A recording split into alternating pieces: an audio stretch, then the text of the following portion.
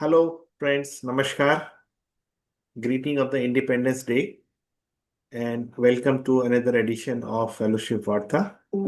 Today, we have got Dr. Mohd Zaki with us. He is a postdoctoral researcher at Johns Hopkins, but he has started his journey from a very small place. So he has moved from institute to institute, and now he is working in a good position abroad. So, Jackie, uh, would you like to share with our viewers your academic journey and also the places you have been, in places, I mean, institute you have been, and how was your plan and how do you find those institute? Uh, Thank you, Dr. S.K. Varshney, sir, for inviting me for this edition of Fellowship Varta, and a very happy Independence Day to everyone. So, as you have very nicely introduced about me, that I have moved from different institutes from different across different cities. So, I would like to start with my early education. So, I started my schooling at a very small city of India called Badaयूं in Uttar Pradesh, and I studied there till like second standard, and then from there I have moved to Muradabad, which is my also my birth city, and I studied there like till my 12th class. So when I was in 10th, I was completing my 10th. My parents told me about the importance of JEE exam, and if somebody goes to NIT or IIT, these colleges, what can they contribute to the society, how they can contribute towards the development of the nation, how can they solve technical challenges faced by different communities and industries. So I got interested in this technical engineering path, and I started my preparation after class 10th in my city itself. So at that time there were no proper coaching even in a big city like Muradabad, where I was studying. So I found some excellent teachers there for physics, chemistry, and math, and I also received huge support from my school. And because of that, and my parents were also constantly monitoring my progress. So there was some exams in class 11th where I scored very bad marks in the exam. So we worked together that okay, what all things have gone wrong, and then we worked on it, and because of that I was able to score more than 95% in my 12th examination. So it is like a constant feedback thing. You have to interact with your teachers, you have to monitor what are the places where you are making mistakes, improve them, and move forward. So once I completed my schooling, I got so I would also like to mention that we are the first batch of school students who were introduced to the CGPA system, grading system in class 10th, and we are also the first batch who got introduced to that the joint. You can say that the marks of the board examinations were also accounted for your admission into an NIT. So yeah, so then I got NIT Allahabad, which was my first choice, and I got civil engineering over there because I was inspired from my father, who was also a civil engineer, and currently he's retired, and he's also now like working independently in the same domain. So yeah, I started my civil engineering journey from NIT Allahabad, and there I got into touch with extremely good seniors and professors who guided me that if you are here at a place of national importance, you are studying here and gaining knowledge from the best of the minds of the country, you have excellent friends, you should be able to develop something. Because you are an engineer, it should work, you should be able to solve a practical challenge. So during my first year, a lot of seniors came to our hostels, they introduced us to various clubs in the college, and there I got interested that I got interested in the application of robotics and artificial intelligence in civil engineering. So I took up that path. I made a very strong friend group of two people who are also from Muradabad. So one of them was from computer science, one of them was from electronics. So it's a trio of us that worked together on different problems, like how can we like so I used to understand what they are doing in their electronics and computer science projects. I used to discuss my projects with them and see how can we combine them. And because of that, we won a lot of international and national competitions in robotics. And in the field of civil engineering, I applied them in different, like I presented my ideas to professors and seniors, and I received like very good feedback. So I knew that I was on a correct path. And because of that, I got interested into higher studies, that if I want to learn more, if I want to improve my skills, and if I want to create a much bigger impact, I have to go for higher studies. So I discussed with my professors at NIT Allahabad, and they guided me that there are opportunities that after BTech you can directly join for a PhD program without giving the gate examination. So that really helped me at like to like come to IIT Delhi and then start my PhD in the similar domain. Yeah, thank you, Dr. Zaki. It's a very important part what you said, and what I could take away from your story is it's not only the child, but the parental lose control. I'll not say very strict control, but lose control to see where the child is progressing and what are the areas where child require help.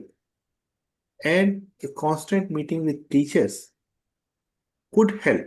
At a time when in our country, lot of parents are putting their children into coaching classes right after primary school. It has become very challenging that people in smaller cities are trying to manage that, but they are able to do it.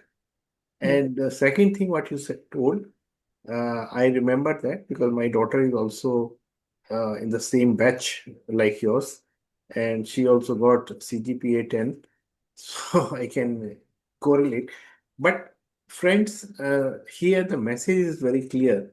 Government keep experimenting how to bring in good and deserving student to engineering.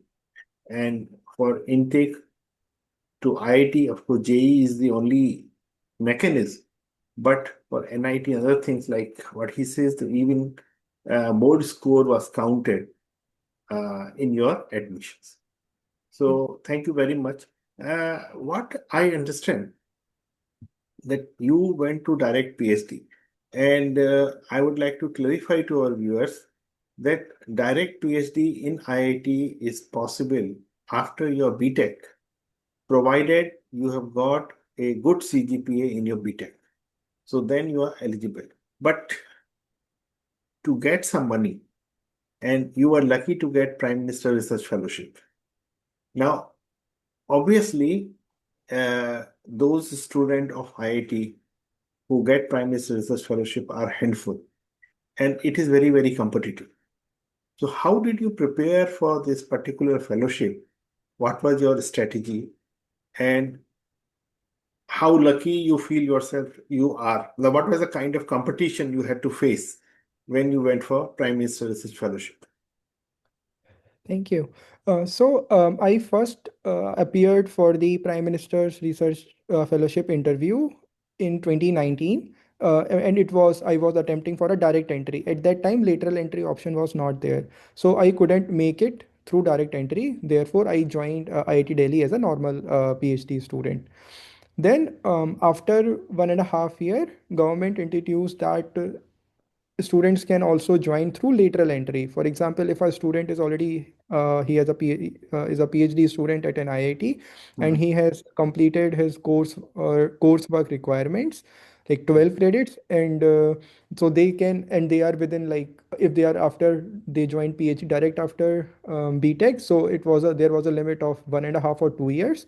And if somebody has joined a PhD after MTech, they were given a chance of, if they are within 1 year of their PhD program, they could apply for lateral entry. So I became eligible for that lateral entry. And the procedure was that first the screening will happen at the departmental level. So I was a PhD student in civil department at IIT.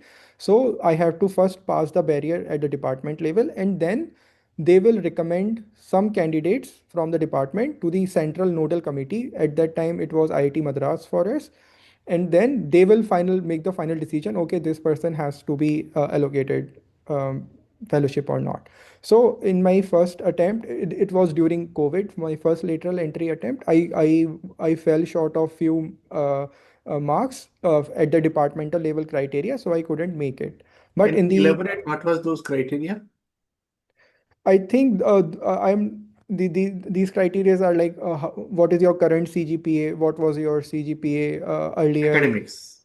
your academics, and how currently are you performing in your research? Like, have you submitted any papers? Have you submitted at least any preprint? If not, you are able to publish a paper, because like 1.5 year is very less time to publish a paper. And at that time, the COVID was also going, so everything had switched to online mode. So it was quite challenging doing research at that point. So I was like I couldn't make it, but yeah, in the next lateral entry channel, I was able to, by that time, it happened after 6 months, so I was able to get some research papers by that time.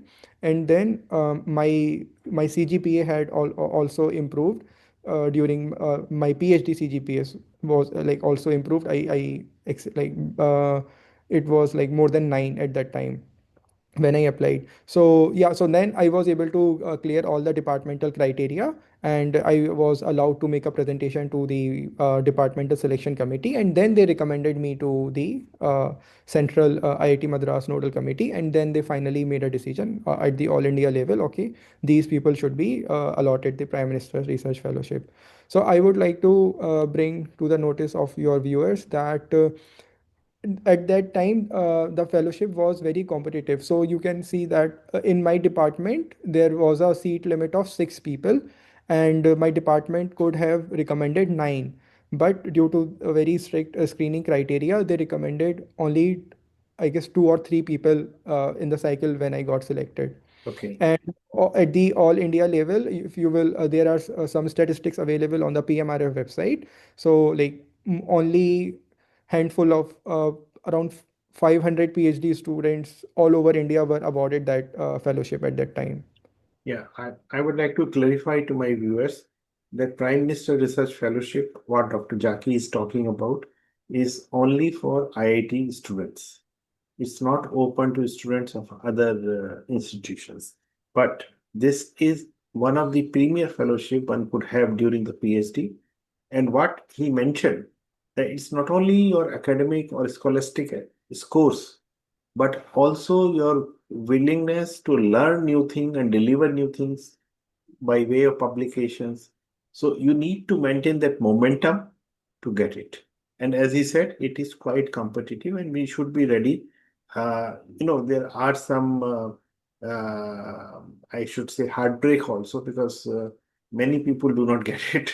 And they feel that they have missed out something important. So, when we are talking about publication, you know, in research, I always feel collaborations are important.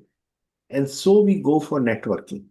And even I have seen from your profile that before joining the John Hopkins, you have attended several workshops in Yeah. different part of the world. How did they help you in shaping up your research thought processes? And did you go for any collaboration with any of those fellows? And if yes, how did you nurture that? Okay. So, first of all, for like, I got a lot of funding from the PMRF fellowship. My supervisor also helped supported me financially in attending those conferences, and I received another. It was called International Travel Support. It was earlier provided by SERB. Now it is ANRF. So I got funding from there, and sometimes the conferences to which you are going to, they also have some financial support available to international students who are coming to present their work. So because of that, I was able to go there and present my work. And then when I met different, so the thing that I learned over there is that one should know how, or one should like, doing great work is one part, but how to communicate that work, it is also important. So I learned from different like I met people from different universities and different parts of the world, how they are presenting complex topics to a wide knowledgeable audience. So I learned that skill, and then I was able to connect with other people who had cited my works earlier. The researchers who like whose work I used to cite, I was able to meet them, and then we discussed about like what common research grounds on which we can work on, and then we were able to like collaborate with my advisor, myself, and those students and their professors, and which resulted in quite a high impact publications. Okay, Yeah. that's very nice. Now, obviously, we would like to know about your current work. How did you enter John Hopkins? How did you come to know that there was a PDF position? And how did you prepare yourself for PDF position at John Hopkins? So when I was like visiting different conferences, I used to meet a lot of Indian students who were working in as a PhD or a postdoc student in different universities in the US. So they informed me that like they had attended my presentations, they knew about my work, so they recommended me. These are the professors at their universities where I can find postdoc opportunities in future. So it was during 2023 when I attended a conference at Georgia Tech in Atlanta. There I met a group of people from Johns Hopkins, and they told me about different professors who were doing very excellent work which is similar to what I used to do at IIT Delhi. So I connected with those professors on LinkedIn. And then in 2024, when I had completed my synopsis, I was looking through LinkedIn that, okay, who is posting about postdoc openings in their research labs. So luckily, I found Professor Michael Shields. He has put out a post on LinkedIn, and I was connected to him already. So I saw that, okay, the position that he has advertised, it is like very highly aligned to whatever work that I have done and what new work that I want to pursue in future. So I applied to him, and then after 2 weeks, I received an email from his support staff that what are your available timings that when you can join for an interview. So I selected the first available slot and gave my interview. And here I would like to mention that when you are towards the end of your PhD and when you have communicated your work at different places through papers and conferences, you have a slide, you have some sort of a consolidated presentation ready with you. So and then whenever you are applying to going for an interview, always ask the person that what he is exactly looking for or what they want you to present during that limited time. So prepare your slides accordingly, practice them, and then you will be better suited to answer their questions and tell them how you are a suitable fit to their requirements. Yeah, so take away from your message, your saying is number one, networking is important. You get to know people who are working roughly in your domain in different part of the world, and you can have your own assessment where you would like to go next if there is an opportunity. And second, when you are active on social media, especially on professional social media, you come to know what are available chances and we should jump on them if they are meeting our expectations. So, thank you very much for this. Uh, Dr. Jackie, on a personal note, I would like to know from you, where would you like to see Dr. Mohammed Jackie 5 years from now? What are your research plans? So currently, I am working on artificial intelligence for discovering new materials for for extreme environment and like extreme testing conditions. So in future, I would like to be a professor and have my lead my own research group and discover materials which can be practically synthesizable and used for different applications. Very nice. And what would be your advice to the future aspirant at any level? Like you have attended NIT, you have attended IIT, you have attended PMRF, RF, and now you're working at PDF as general. So what would be your advice to the future aspirants? So I would say that at each level of your education, be honest and keep improving yourself. People say like we have seen this quote at different places that your only competition is yourself. So you have to improve yourself day by day. You should the next day you should be better than what you have been yesterday.